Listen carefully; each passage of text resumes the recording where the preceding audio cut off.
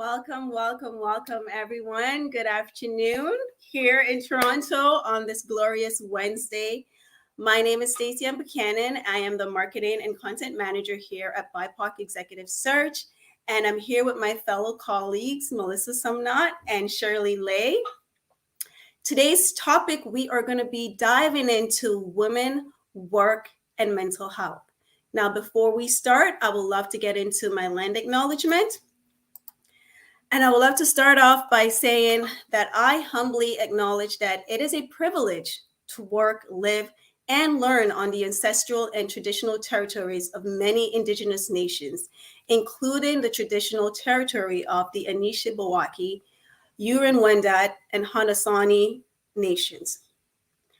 As a woman of African descent and enslaved peoples of African descent, my privilege in being an immigrant settler here from Jamaica through post-colonial displacement makes me undoubtedly acknowledge that I am also a settler on stolen land, and I stand in solidarity with the Indigenous people and on the land now called Canada. Welcome, everyone. I also want to note that today's topic is a topic that is very dear to my heart. We're going to be sharing our thoughts around the hustle versus the alignment culture, why rest is a necessity, and how to create a space of harmony within our lives. More importantly, I want you to know that this live will act as a care package for you and for us. Because sometimes an event that centers around mental health can come across a bit lectury, if that is a word, I'm owning it. And we together, we wanted this live to center on gems that you can take away and that you can store. So this live will be a little bit more interactive than the normal ones. And you'll see content that we're going to share on screen that you can screenshot and you can store. For me, I like to screenshot stuff that I know can definitely help me with my mental health. And I put them in a folder and I know I can go back to them whenever I feel a little bit of struggle coming on. This, again, a topic of mental health really is something that I'm truly passionate about, because besides being the marketing and content manager here at BIPOC Executive Search, I'm also a mental health advocate for the last 7 years and a facilitator for the last 4 years. So this subject is very dear to my heart. And before I really get to start off, I want us to talk about what showing up really and truly looks like. So showing up daily looks like this. We think it means that we should be continuously full all the time, when in actuality, some days you're full, some days you're half, some days you're almost empty. But showing up doesn't have to mean that you're full. And I want to say something right now. Personally, I'm struggling with a little bit of acid reflux, and it reflects in a chronic cough that is a little bit annoying. And as we're talking about mental health, we may think, okay, if you're struggling with something right now, or struggling a little bit with your health, maybe you shouldn't really show up. But here's the thing, why I'm showing up and why I'm here. I love my job.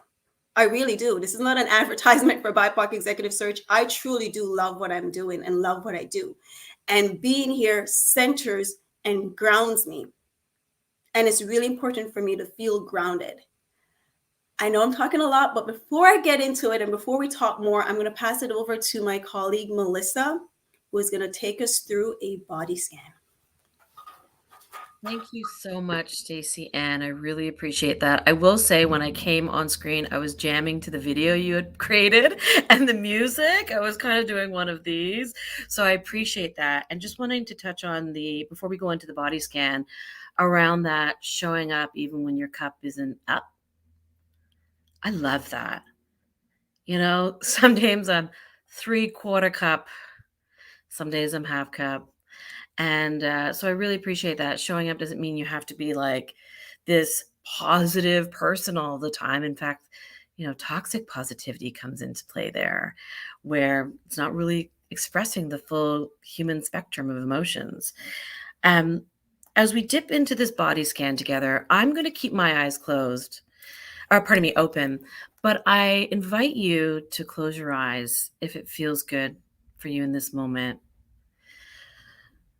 And as you close your eyes, I just want you to center in the now through your inhalation. So inhale in the breath, in, and big exhale out. And in, and big exhale out. Drop those shoulders, unclench the jaw, get real comfortable in that seat. And I want you to bring your focus to the very top of your head. Very top of your head. I want you to think about any sensations you might feel here. Maybe it's warm or coolness. Maybe it's numbness or tingling. Maybe it's something else. I just want you to focus on the top of your head and any sensations that are coming through. And breathe in and out. I want you to slowly bring your focus to your forehead. And on your forehead, I want you to focus in on what sensations you might be feeling here. Maybe it's numbness or tingling. Maybe it's temperature, warmth or cool. Maybe it's something else. Just focus in on this area. And slowly bring your focus down to your eyes. And on your eyes, think about those sensations. Breathe in here, in and out. And in this body scan, we'll slowly move down to your nose and top of your cheeks. Think about any sensations here, temperature-wise, tingling or numbness, something else. Just on the top half of your cheeks and nose. You're doing great. And center it back into your breath in and out. And slowly move to your jaw.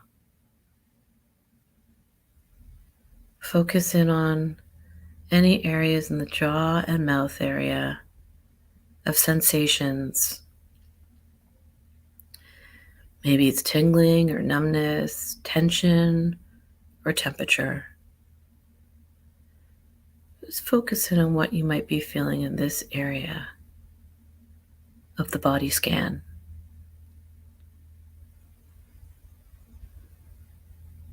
And from there, I want you to slowly bring it to your throat. Just the front part of your throat. Of any sensations, coolness, warmth, tingling, numbness, tension, anything else. And breathe in here. And exhale out. Bringing it down now to the front half of your chest.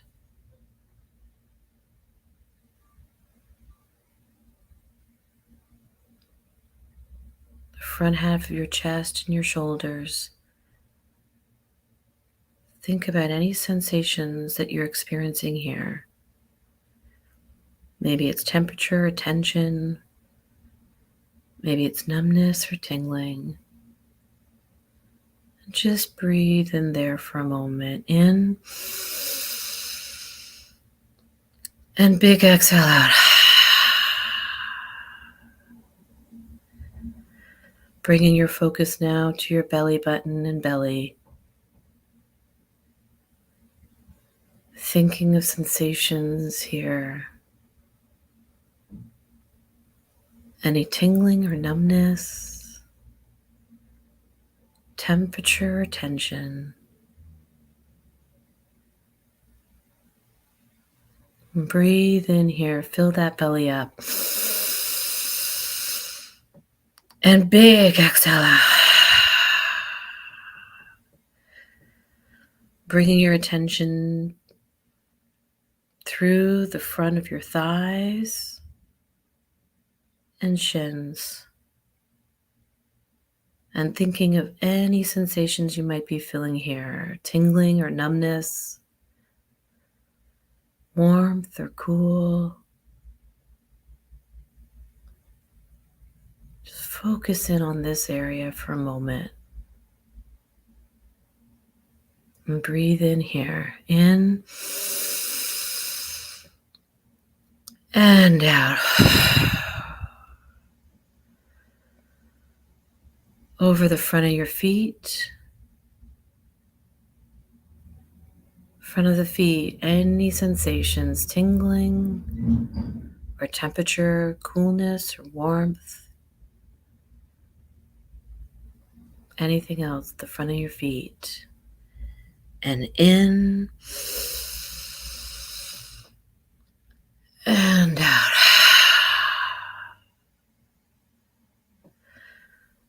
Moving to the soles of your feet.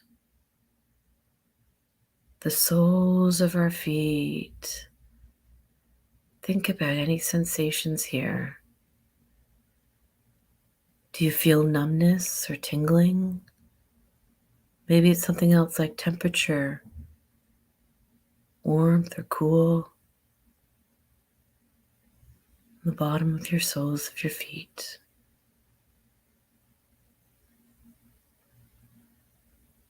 Breathe in here, in. And big exhale out.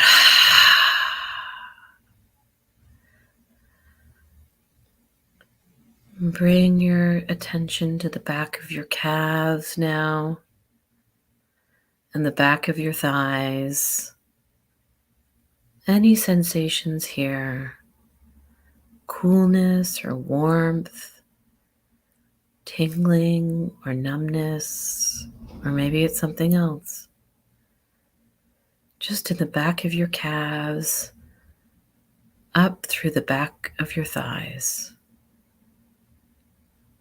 And breathe in here, in.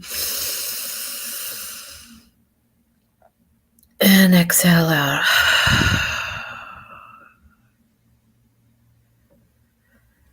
Bring your focus up through your seat and just at your lower back.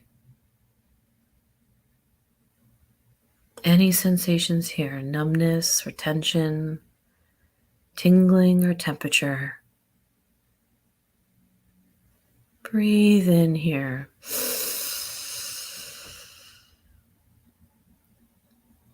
And exhale. Good. Slowly bring your attention to the back of your back and your upper shoulders.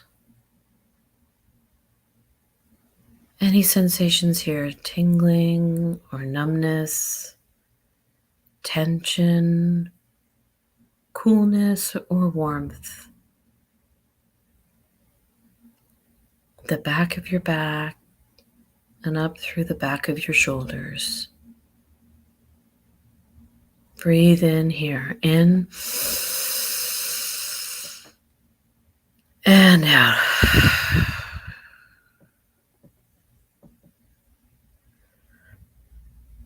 Up through the back of your neck and into the back of your head. Think about any sensations that might be coming through here. Temperature, tension, numbness or tingling. Breathe in here, in and out. You do so much.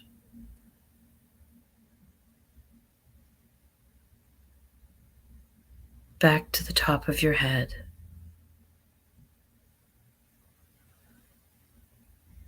And I want you to visualize a point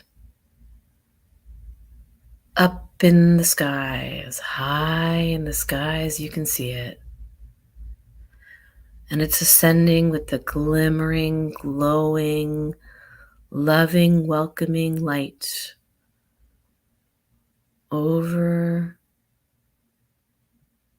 hovering at about 20 feet. That shimmering light glows over the top of your head, throughout your body. Breathe in here for a moment, in and out. And when you're ready, I invite you to slowly open your eyes as we drop back into this space together in this discussion. You know, that body scan really just helps us drops into a space, helps us to have this embodied approach. You know, I think that we all, when I'm thinking about women work and mental health, sometimes it makes me feel as if I'm this body or I'm this head that's bodiless. And I can very easily forget that I have like arms and legs, right? And so I offer this body scan to the dear folks in this space and everyone that's watching with us as a means to help you drop into your body. And as you start practicing this, you can do it even faster than what we went through. It's just kind of getting used to doing the front side, the soles, the back side, and over. And so I thank you. I should probably introduce myself before I hand the baton over. I'm Melissa Sumnath. I go by pronouns she, her, and Elle. I'm so proud to be a principal here at BIPOC Executive Search, in a place where I get to share space with awesome people doing great work. Back over to you, Stacey Ann. Oh, wow, Melissa. Shirley, I don't know how you felt, but at one point there was a tear coming down my eyes when we got to the stomach. And it was only recently I learned that the stomach pretty much has its own brain. Like it's called a gut instinct for a reason. And this is where I keep all my tension. I never thought about that. I thought maybe it was in my neck or in my head, but it's in my gut, because the moment I got there, I started to cry, and it was a release. That is releasing for me. I love crying. I don't know about you, but I love crying. Crying is so therapeutic for me. And then when we went back up in my head, when we started, I started feeling cool air in my head, which is odd. And then when we went back up, I literally felt the air coming back out. I saw it, like my eyes were closed. And it was little bluish pink hearts, like just flowing out, hearts. It's weird. I'm like, what kind of this magical journey I went through? And like, this is a real body scan. It's like from front to bottom, up and down. And it just felt such a release. So I just want to thank you so much, Melissa, for this. Thank you. Before we get into the next part of our of this soul care talk, I want to introduce Shirley Lay, she, her pronouns, and we're just gonna talk a bit about the areas of struggle for women of color when it comes to mental health, and maybe that's a topic that we can all dive in. Thank you for that introduction, Stacey Ann. To borrow from the great words of our very own Candace Frederick, we do so much facilitation here. It's nice to be facilitated. So thank you, Melissa, for sacrificing your needs to nourish us. Right? You had to put aside your needs to be there for us. So I want to say you've done enough. You've done enough for us. Please take a good rest at this moment. Regarding some of the pieces that we touched on earlier about our cups being half full, maybe a quarter full, maybe it's empty at times. I often operate from the perspective of doing good enough work. Years past, it's always been 110%, right? And we get reinforced, like what Melissa says. What gets reinforced will get replicated, and that gets reinforced. And then over the years, when I realized that burnout is very likely, if not almost likely, that if I continue to give 110 each time. And it was actually my dogs who taught me the importance of slowing down. A couple of years ago, one night I came home and my dogs were super excited to see me. And that was the reason why I invited them into my life, right? To bring me joy, pleasure. And the moment when I went, stop bugging me, I don't want to feed you at this time, I'm like, whoa, whoa, whoa, whoa. What have I turned into? Right? They have no idea what I've been through. They act instinctually. They act based on what is present for them at this time. And what is present is that they're excited to see me so that I can feed them. And so from that moment onwards, I told myself it's important to take a good enough stance at work so that I have enough for myself at the end of the day, so that I have enough for my pups, my husband, my family, my friends. They need part of me as well. And if I give in totality throughout the day, then there's nothing left for them. And then I'm left a shell of a person, like what Melissa said. I'm just a head, and I don't feel like I have any arms or legs. So those are the pieces that I want to contribute to earlier conversations. But the question that you had posed to me, Stacey Ann, and I would love to hear both your thoughts on this. To me, mental health is intricately tied to my identity and my self-worth. If I feel strong in those areas, then I have good mental health, right? So as you both know, I have a background in mental health as well. And oftentimes we talk about mental health in terms of symptoms that we experience. You know, if you're not sleeping well, if you're not eating well, if you're not socializing, then you have X, Y, and Z diagnosis. But for me, whenever I work with BIPOC folks, what's more important is to talk about the other pieces that often get left out in part of the biomedical model. So my ancestral identity, my worth as an Asian woman, the size of my community, right? Those are things that I think about in terms of determining where I'm at in terms of mental health. So I'm gonna swing the question back over to you two to see how you might define mental health. How do you make sense of that? I can jump in here, Stacey Ann, if that's okay. Yeah? Okay. Oh, what a complex question, huh? I agree with you wholeheartedly. I don't know if you noticed, but when you were talking about like that perfection piece, I actually had to stretch. I could feel that in my body. And, you know, I do think that it is inextricably linked to our identities. And for me, part of that mental health journey has been around owning who I am. That has been significant in shifting that hustle mentality to one of alignment. What am I calling in? What do I stand for? Who are my people? How do I get there together? Because I'm not in isolation. I can't be. You know, I know that because I come from such a big family, 35 cousins, I'm the eldest of 4 sisters.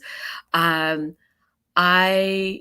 crave that human connection. It's something that's really connected to my values around connection, around compassion and kindness. And, that's part of it. I also think about this triangle that's borrowed from sort of business management and marketing, where it talks about in the context of services and goods, but I think it also applies to people. When we're thinking about fast, good, or quality, and cheap, and that we can only have two of them, essentially. So if I want quality, and I know that that's really important, and I'm battling with, moving from perfectionism to progress or practice, then I've got to think about what quality means. And going back to, an early conversation that we had around what does that mean in terms of calling it, of when is it good enough, right? I'm on a journey around what that threshold is as well. So those are just a few thoughts that I wanted to share here. Stacey, I'd love to hear what you have to say. Oh, yes. Thank you, Melissa. And thank you, Shirley. I think for myself, because I'm Jamaican, and I've come from a background where mental health is something that is not talked about. It's really diminished. And if you do talk about it, the remedy is to drink some tea, read your Bible, and pray. And by no means am I denouncing my spirituality or anybody's religion. But at one point, can we say, if you could go to doctor for if you're physically ill, why can't you see somebody when you're mentally unstable or you're mentally ill? And I think because I've grown up in a culture where mental health is something that you don't talk about, or it's very shamed. You feel like it's a veil of shame that you wear, or it's that dust that is continuously swept under the rug, or it's the elephant in the room that is never addressed. It's something that at first I wasn't openly talking about. And so I find that the moment I discover that this thing is real and mental illness is not something that just affects white people, to say Caucasian people, I just really say that because growing up, that's all I thought. I thought it was something that Black people never got, because you never talk about it. And the moment I know that is the moment I wanted to educate the entire world about it. Far too many times, women, BIPOC women, when we don't see ourselves as if we're struggling with anxiety and depression, for instance, we just see ourselves as failing. And so we're going harder and harder and harder. And that is taking such a huge toll on our mental health. So for me, how I really cope with it, Melissa and Shirley, I love to heal as I'm healing, because it's such a topic that has been taboo in my community for so long. The more I learn, the more I want to share with everyone, because I truly believe that each one teach one. And there is no way I want anyone to struggle. Because let me tell you something personally, the audience, I struggled with anxiety. I still battle anxiety. It's very maintained. And in the past, depression and suicidal ideation. So when you've been at that spot and you know how tough that is, it's so important for me to educate. And one of the ways I went about doing that was I created a documentary called The Blind Stigma a few years ago. And this documentary talked about mental health in the Black community. And there's so many facets of mental health that we don't talk about. We usually think it's the schizophrenia or depression, but there's so many levels to it. And when I created this documentary, it was revolutionary in its sense that, first of all, it made Canadian history because it was the first of its kind that centers around mental health around Black people. And I wanted to create the space where everyone can feel seen and feel heard, because I felt so silent. And, I have a treat for y'all today. I am going to show you the 5-minute version of The Blind Stigma. So sit back, and here's a 5-minute version. And you can, if you want a full version, message me, let me know. But here's the 5-minute version of The Blind Stigma. So growing up, I struggled a lot with depression and anxiety and an eating disorder.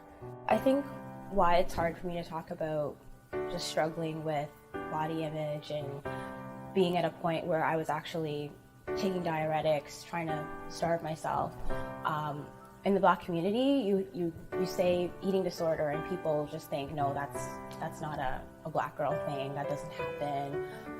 And that's totally not the case, because my 16-year-old self would totally not agree with that.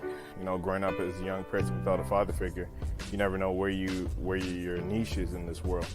So, like, not knowing your niche, you know what I mean, not being able to find good employment because your address or with the way you look, the way you talk, the way you dress, it could like bury some people if you're not strong-minded.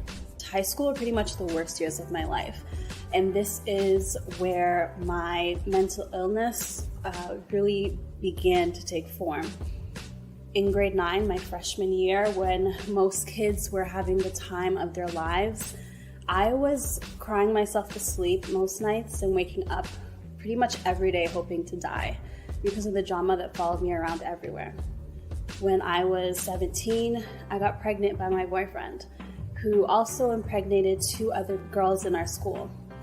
I had an abortion. I chose to take this step because I knew the drama that was going to continue to follow me, and that particular experience has haunted me for most of my life, even until today. My roommate at the time, she said to me one day, "I think you have anxiety." And I went into my room and I thought to myself, anxiety? White girls get that. I was so ignorant to the fact. I didn't know what it was. I don't personally think mental health is viewed in the Black community. For the most part, there's a stigma, I think, that if you're strong enough and apply enough of your mental faculties, that it's not a real thing. I don't think it's recognized really in the Black community. I don't think people really talk about it much. Myself being African, a lot of people take mental health and turn it into things that it really isn't. I think there is, first of all, an overall stigma regarding mental health. Mental health is seen as, in the Black community in particular, I would say as a silent killer. It's something that we don't acknowledge. I think it's also something that we try to keep hidden. Mental health is not even talked about in our community. There's no help with it. You know, you try to talk to one of your homies about mental health, they look at you like, dog, you getting soft on me? Like, I see other communities, they come together, they discuss, they move forward, you know what I mean? But with us, it's just like, man, this dude's soft right here, you know, like, let's shun him. I feel like there's a lot of misconceptions and a lot of fear of tackling the topic. I think that it's one of those things that is still taboo, unfortunately, and I really wish that it wasn't. Whenever I went to an adult and told them that I was going through depression, they would say, "You don't have any bills, you don't have any responsibilities, what could you possibly be depressed about?" And they would look at me as if I was insane. They would look at me as if, you know, you're just a kid, like, what do you have to stress over? And I don't think that's fair, because we're going through our own struggles just like they're going through their struggles. I feel like the Black community, my community, we're so scared to take that step, to go see a counselor, to go see someone about it. You're not alone, you're not alone. Yeah, sorry about the stickiness of the film, but that's a 5-minute version. Anybody's watching, you can find it on YouTube. Just type in The Blind Stigma.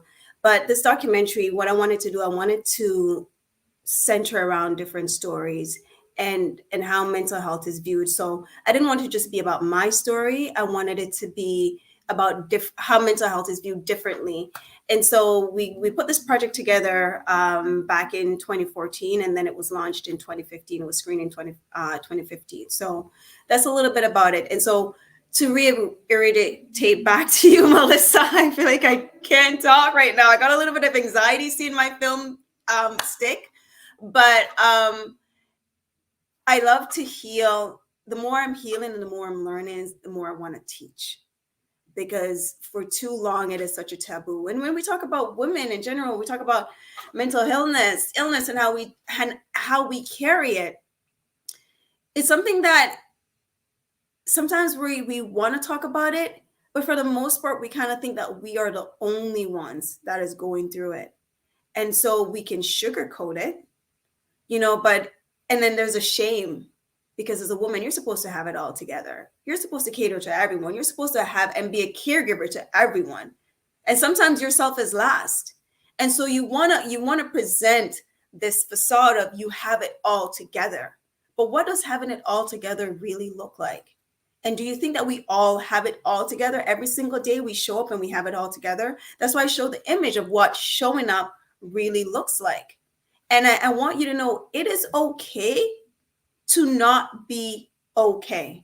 I saw this thing online where we talked about things to say if you're not, instead of saying okay. So in saying I'm okay and I'm fine is one of the most told lies and is the most told lie in the entire world. I'm fine. I'm okay. And we say it because we don't really know how to express what we're going through. And sometimes wanting to express what we're going through, we don't even understand it to even vocalize it. So I would love to show you on content on things that you can say instead of saying I'm okay. So this is taken from Alex L on Instagram. Love her content.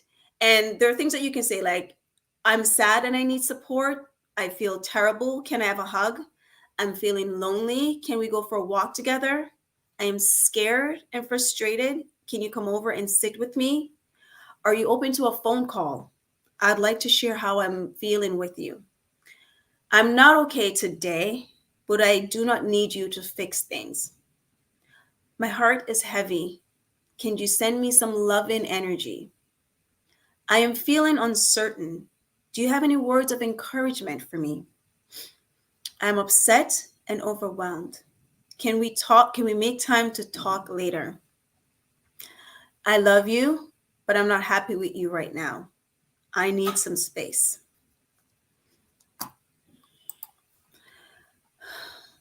Melissa and Shirley, what do you think of those? I think it's a really strong list. The really interesting thing when I'm thinking about those kinds of emotions, right? And what comes up for me when I think about, having to over prove myself in spaces. In many of the spaces that I've ever worked in have been corporate. And in those corporate spaces, some have been nonprofit and public. But in a lot of these spaces, I wasn't what success looked like. And so if I wanted folks to see that I could be seen at the same, then I had to overprove myself, or I had to speak about those credentials, or I had to say that I didn't have just 100 hours. I've got 3,000 hours of the thing, right? So that's part of what comes up for me, because when that is true, and that was true for me, being able to say those kinds of things out loud has me really center in on who do I trust to hold me in this way? Who do I trust to hold me this way? My best friend, Corlita, I could say those things to, for sure. I've got some dear friends and colleagues. I could say that too. But I think part of what comes up for me is, I don't know. I would not feel safe saying that just to anyone. So that was something that came up for me. Shirley, what about you? You're reading my mind, Melissa. So I love that list because oftentimes people need a script to express authentically. We're taught in our culture to superficially share what's going on with us without being grounded, right? What Melissa did with us and led us through in terms of the body scan, that grounds us to our body sensations, memories, thoughts, and everything that's comprised of our personhood. But we're in this very fast-paced society where everything is expected to be quick, be urgent, be fast, that we lose touch of who we are and how we're feeling. So that's a beautiful list to share with people if they are not sure about the specific words to use to ask for their relational needs, so that they're not waiting around feeding off of crumbs with the hopes of one day that they will be nourished fully. So I think that list is great for that reason. At the same time, not everybody deserves our authenticity. Our authenticity needs to be earned. People are not entitled to how we're truly feeling on the inside, right? There's this danger in encouraging everyone, including BIPOC people, to be authentic. I get to choose who I get to be authentic with and in what spaces. And also, I need to think about, do I want to develop relationships with these people beyond work? Right? If it's just a working relationship, then I will titrate my authenticity. But if I believe that this person is or groups of people are worthy of pursuing beyond work, because I know that they can contain my strong emotions, that, like Melissa said, I can be held, that they will be consistently there time and time again, that they won't shame me. And even if I'm sitting with shame, they can tolerate my shame, right? Rather than wanting to fix it, right? Tolerating is, I'm sitting here with you, with your shame, holding onto it and not doing anything at all with it. Not trying to fix it. So as BIPOC folks, we need to curate who we want in our lives, and then we act accordingly. There are some folks where it's just a transactional working relationship because that sense of safety and trust is not built. And that's okay. You don't have to be authentic with everyone. In fact, that's dangerous. Be selective and choose a strong but mighty group of people to rally with you. These are people who you know that when you pick up the phone and you say, do you have time? They'll probably say yes. And you can count on them to say no, maybe at a different time, right? Rather than no completely and then they leave you hanging. So those are some of my reactions to the share that you offered, which I think is great, and then fueled further dialogue. So over to you, Stacey Ann. I'm like speechless, so speechless, because you're absolutely right. When people ask me sometimes, like, how do I express what I'm going through? And I often say, like, a safe space isn't necessarily just a physical space. It is a person. It is a person, and who you feel safe with sharing certain things with. You know, there's a sense of shame that comes because people can shame you for your mental illness. There's a sense of fear that comes because people can use that against you. And when we're talking about in the work setting, there's so many gems that were dropped. Melissa, when you talk about success, I remember when I was going through depression and my mind was plagued with suicidal ideation every day. A part of that was because of that word success. I have a love-hate relationship with that word success, because what is success really? And who determines how a person or who is successful? And so I struggled with that for the longest while, because I felt like, you have to have the amazing job, you have to have the partner, you have to have the kids, the family, the property, the house with a white picket fence, a car, all of this stuff, and X amount of dollars in the bank. That's what a success looks like. And as I've grown, I realized success for me is just peace. For me, it is absolute peace. It is what grounds me. It's knowing that I can sleep well at night. I love memes. So I remember seeing a meme that says, I feel so good just sitting in my house eating snacks and not have to worry about anything. And just think about that feeling of just like of peace and harmony, and how it brings bliss to your life. And that for me is success. It really is. It's nothing monetary. It's not what you look, because everything sometimes is an illusion, and things can be a facade. So it's not something that I focus on, is the inner peace within me. And if I can ground myself, and more importantly too, I can bless others. I can teach others as I grow and as I go. So thank you both for centering women work in mental health. Thank you for centering it, bringing it back to the workspace, and owning your truths. And really, truly, Shirley, when you said not everyone deserves that, because there is a bit of danger when you feel like you're being authentic, but you have to be very mindful of who you can be authentic with. This topic is just so, I'm deeply moved and I'm deeply passionate about it, especially when we talk about the hustle culture, because I've lived it. I used to be like, you need to get up at 5 o'clock, 4 o'clock. You need to get this bread. You need to do all of this stuff, get your gym, do everything. I did all of this by 10. Are you just waking up? And it's like that hustle culture, the need to keep going on because you don't want to feel quote unquote lazy. And where did that term lazy comes from? First of all, erase that from your vocabulary. I used to feel like rest is something that you do when you're dead. Who wants to rest? You just got to get up and you just got to go. You just got to go. You want to retire early, you just got to go. And that was just killing me. It was just driving this force in me where it was just like weighing me down. And so many people have this mentality. We're talking about centering around women, work, and mental health. We're mothers, we're wives, we're partners, we're doing all of this.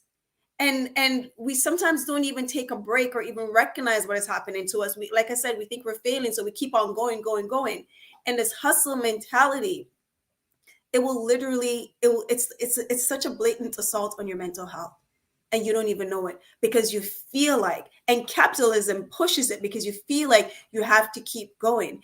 And it's so important. I had to center myself years ago where I'm just like, I don't want to go to this hustle culture anymore. I want to go to the alignment culture where I align myself. So opportunity comes to me, it comes. I used to say, I got to grab every opportunity that's there. And you know what an opportunity is? It is something that is never missed. I believe that anything that is truly meant for me will never, ever miss me. And there's no timeline. I'm not putting no timeline on how I grow and how I go. Okay, it's gone. No problem. If it was meant for me, it will be for me and it will come back. So I had to learn to basically change my perspective on how I view my mental health. And how mental health is viewed. And so rest is really important. I was always a person that took naps, but naps is different from actually resting. And then sometimes when you rest, and please let me know if I'm speaking too much, like when you rest, you feel like it is like, oh my God, it's like a reward. I'm going to reward myself with this rest. It's a requirement. You need your rest, and you need to rest without feeling guilt. Why do we feel that we need to feel guilt for just resting?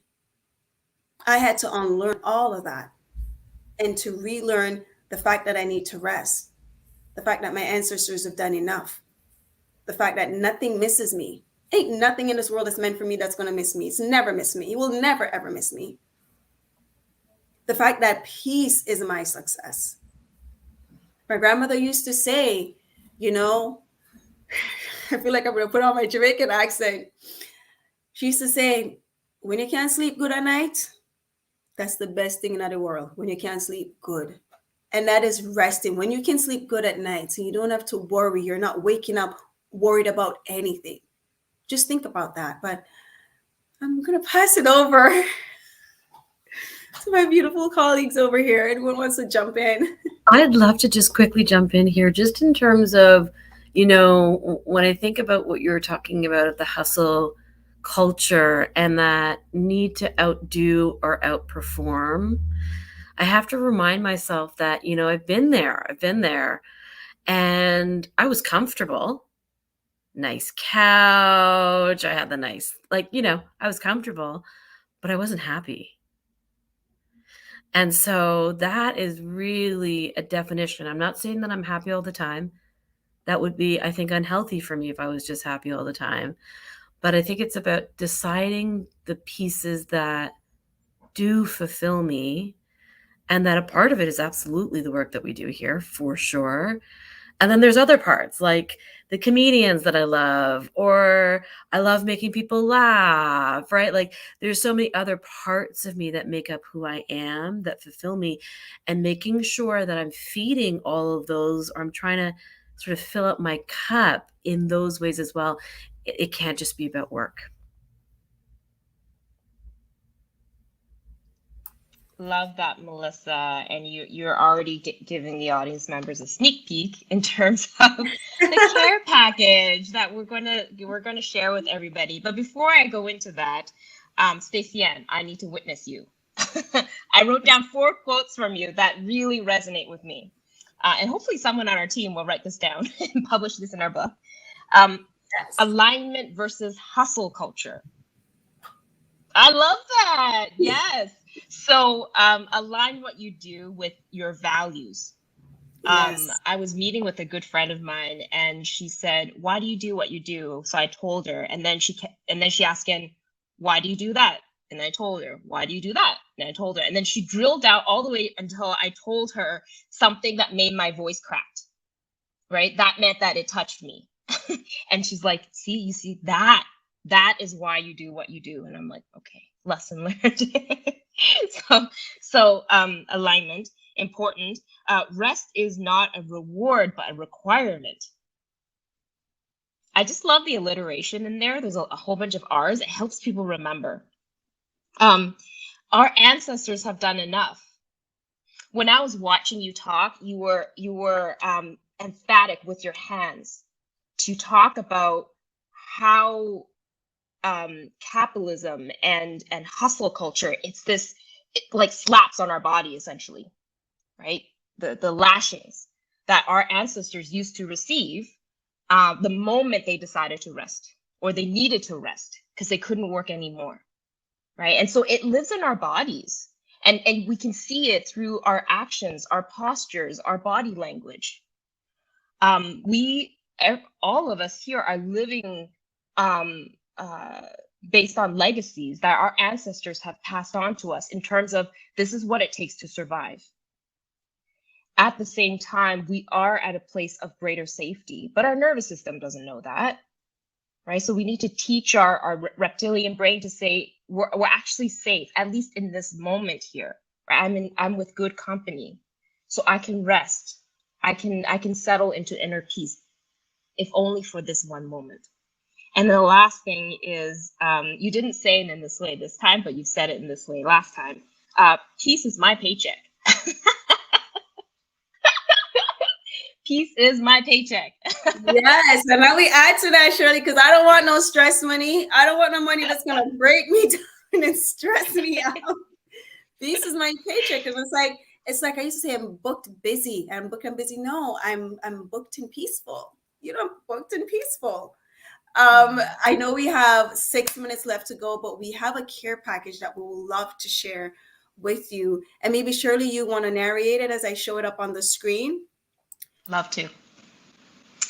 Okay, so this is something that Stacey Ann, Melissa, Candace Frederick, and I have crafted and curated for you all who's listening in, and for those who might be chiming in at a later time when they're viewing this recording. These are some nourishing activities, behaviors, objects that work for us. Now, it may not work for you, but we wanted to share just in case it might resonate. So to take good care of ourselves, know when you cannot talk about something. So it is okay to tell somebody, I can't talk about it right now, right? If somebody says, hey, how are you doing? I can't talk about it right now, but I will check in with you later, right? Speaking to people who can offer validation. What you might have all observed, the witnessing the work that I engaged with Stacey Ann, that's really important to offer one another, right? To convey the message that I heard you, your message resonated with you, and you matter to me enough that I'm going to write this stuff down so I can remember it for years to come and then share it with other people. Things like gardening, tending to plants that have a healing effect, even watching a plant video, Candace told us that can have a common effect. Creating time for meditation, taking a rest from social media. Be picky about what media channels you consume. You don't have to consume all of it. You can just say, I'm just going to follow one platform. Engage in radical rest. And by that, it's not just sleeping. It's not just dozing off. It's not just mindlessly watching Netflix. It's that deep rest where you indulge in joy, in pleasure, in ancestral healing. When you unplug and you focus on how your body resonates. Engaging in depthful meditative practices, or what what Melissa had guided us through earlier today with regard to the grounding exercise and the body scan. Really setting aside time to reflect at the end of the work week or at the end of a day. Advocate, be your own advocate for what you need, because you are the expert of your life. You know what you need best. Internalizing grace for yourself, having gratitude for what you do have, looking around you, the objects that give you pleasure and joy. Really soak those things in. Listening to good podcasts. Candace offered a good recommendation, Creation for Liberation. Having precious stones nearby, like rose quartz, to remind yourself of self-love. Replenish with water, with coconut water. And then listening to a good playlist that you might have curated. And just to put in a plug for us, we actually have a BIPOC Executive Search playlist on Spotify. So Yes. if you're interested in knowing what we love and what we listen to, feel free to search us up on there. Back over to you, Stacey Ann. Thank you, Shirley. And I'm also going to show a few inspirational change makers that you can follow over here on Instagram, because I know we're running out of time, but this is for you to screenshot, pause when you play back this video. And also comedians, curated by Melissa. Melissa came up with so many people and politicians that you can follow. And am I missing anything, Melissa? No, that's great, Stacey Ann. And yes, I also want to share where you can find us here at BIPOC Executive Search. We're on Facebook, we're on Instagram, we're on Twitter, we are all over. We're on LinkedIn. We even have a TikTok account. We actually have a TikTok account. Before I end off, I want to say this. I seen this on Instagram and I just love it. And it's May the Revolution Commence with a Nap. And this is from Gabe Stories. So again, I want to thank you all for tuning in with us this glorious Wednesday. And I hope you took some gems home, and I hope you felt the care and the love in this package that we delivered. And I'm wishing you, as my daughter will say, a blessed day. Bye for now. Bye, everyone.